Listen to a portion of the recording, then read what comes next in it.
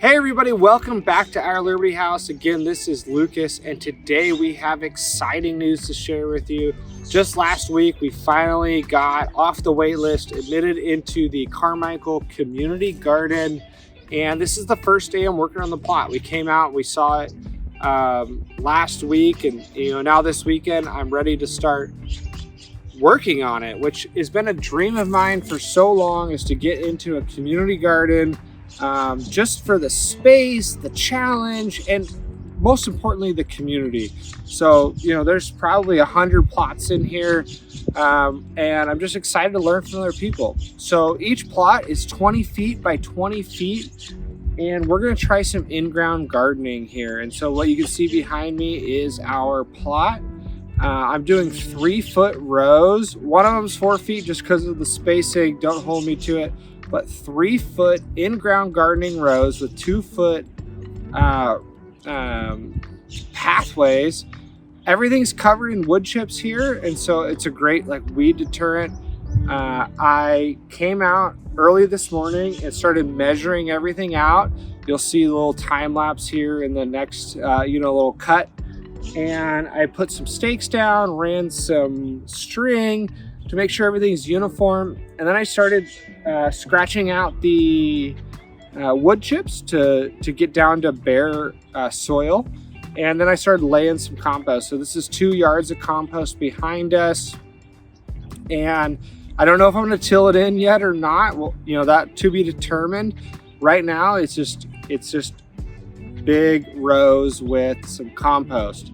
So we're really excited to do this. Like I said, it's been a dream of mine for a long time. I hope, that we're going to be sharing, probably monthly updates of what we're growing here so we can show you guys. But I'm really hoping to get involved in this community garden, and really, do our community garden series that we did last summer with other gardeners here in the community garden.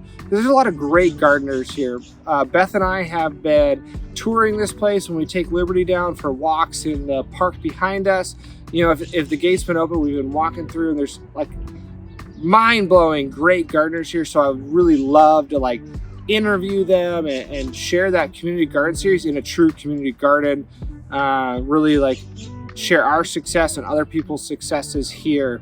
So this video will just be us setting up our plot, our 20 by 20 plot here, and then we'll give monthly updates probably of what we're growing here. But I'm really excited. It's going to be a test garden for us. It's going to be a production garden for us, and also we're going to be able to share way more with family and friends, and they even do a food bank pickup here every week. So it's just going to be a great way to give back to the community, give to our friends, our family, and try some new things that maybe we don't have space for back at the Our Liberty House garden back home. So stick with us. We're going to show you how we set this up going forward, and I'm excited.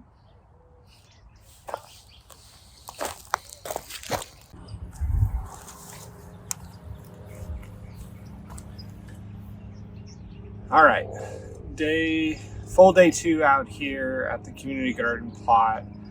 It's been raining non-stop in Sacramento, so we haven't really had a chance to do anything since I set up the bed, but chose to till this year just because I put a shovel in, and it's all the compost we put down and then pure clay. So I'm hoping to break that soil up, do one good till 1 year, and then move on to really a no-till, which we do at the home garden. So rented this tiller. I'm gonna bust out these rows, get a good hard mix of this compost in with the natural soil, and then we will set up the irrigation, hopefully today, maybe tomorrow, maybe next weekend. We'll see how long this takes me. Let's get going.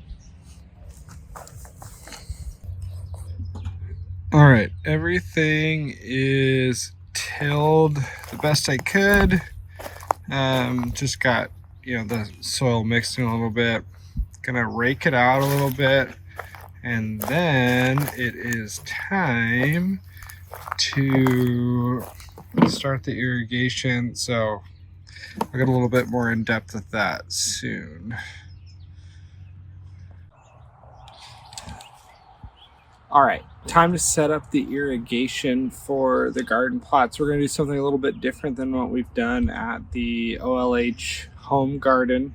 To start, I'm going to use just some regular mainline 5/8 700 OD outside diameter drip tubing.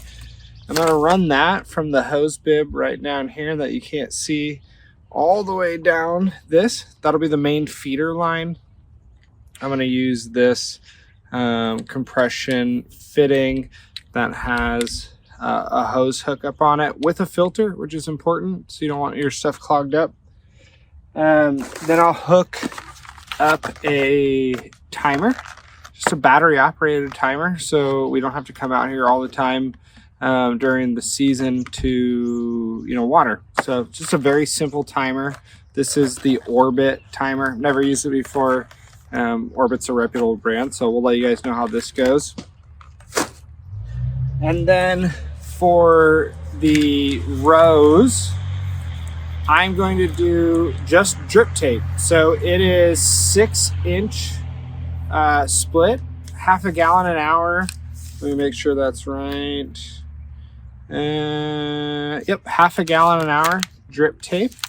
And so I'll run those on the 3-foot beds. I'll do one at 1 foot and one at 2 foot, so it'll be right down the middle.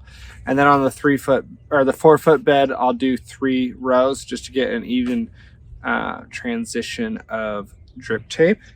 And then to hook those up, I have these valves. So they have the fitting that goes into the main line, and then you just put the drip tape over the top and you screw it down over the top of it. And the nice thing about these is they have on and off valves. So if we're not growing something for that season or that row for the whatever, we can just turn them off and then keep the whole system without having to, water something we're not using. So I'm gonna get these set up now. I'll do a little time lapse and show you guys, but pretty basic setup. I think it probably cost me $100 for everything. So drip tape, main line, timer, valves, and then these are just the end caps for the drip tape and a fitting to go onto the hose bib compression fitting. Super easy. So get this knocked out and hopefully plant in the next couple weeks.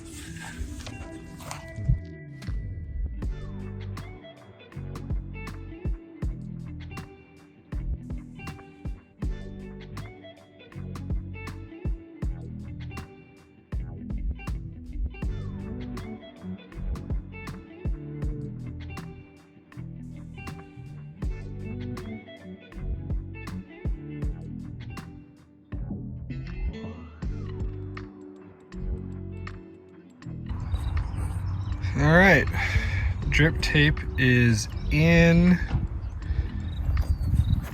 You can see this one right here. I ran out of tape, so I need to just get a connector, which I don't have. So I have some leftover from the other roll. I'll extend that down, but looking good. Hopefully the spacing works. I mean, we're growing mostly bigger crops like tomatoes and peppers where the root systems are big. We might have to add a row or something if we deem it's not enough water, but it was actually really easy. You can see here's the little enders right there, and if I walk down the row, you can see all the drip connectors here all the way down the row.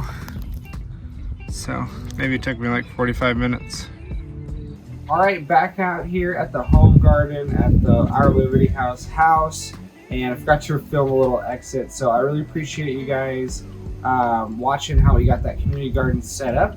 In the next video, you'll see Beth and I planting all of our transplants, using some different trellising types and getting some stuff seeded in. So we'll catch you on the next one.